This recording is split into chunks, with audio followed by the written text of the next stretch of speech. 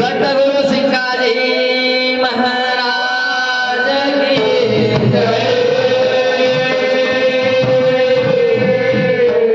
जैसा कि समिति का दिन है,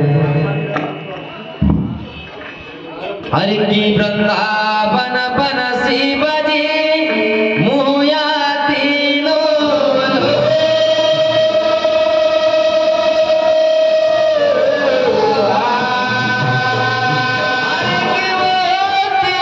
नहीं मुई अरे भाई गया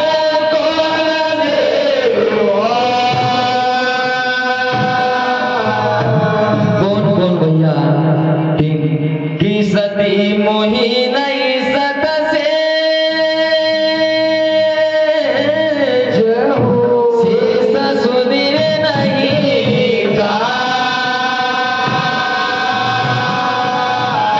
और माता यशोदा मोही नहीं भाई पुत्र अपनो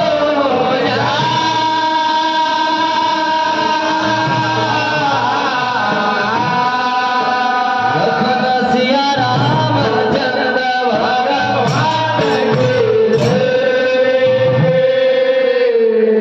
करुणिया आयो रे पिवा में जावान जय हो आयो रे मुख मिला आयो रे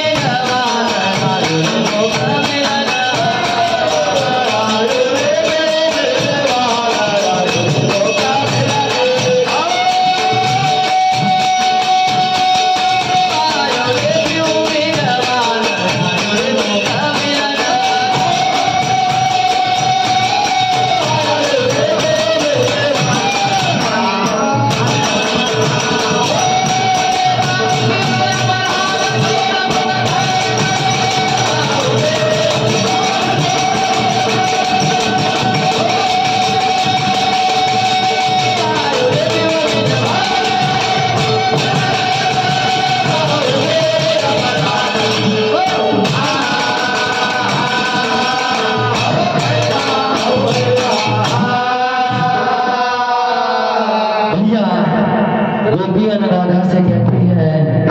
किस प्रकार भजन के माध्यम से श्रवण करेंगे। कई भैया आयो रे पिवा मीरावान आयो रे मुख मिलना अरे तो कहूँ कि रे अपराध छोड़ा मोहे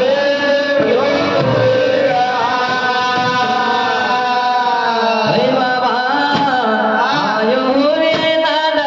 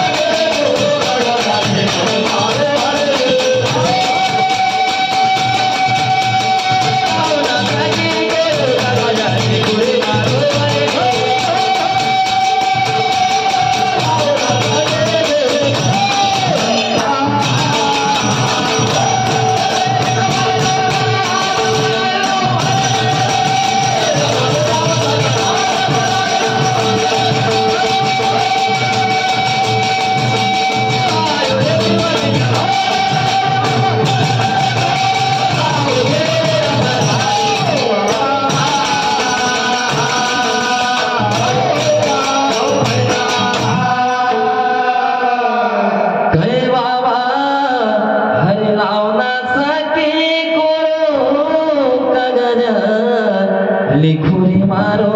हरि जी का अरे अच्छी खबर जाओ द्वारिका नाथ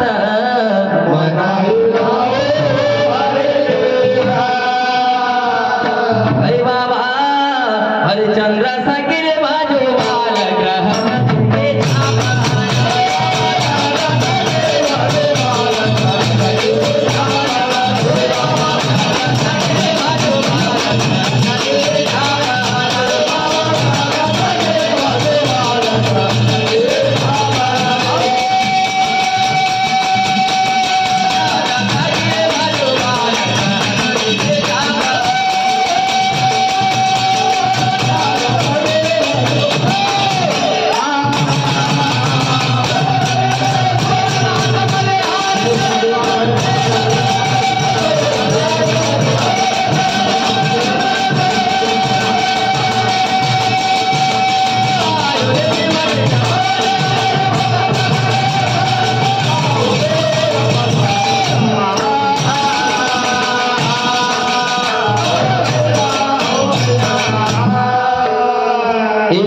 कथा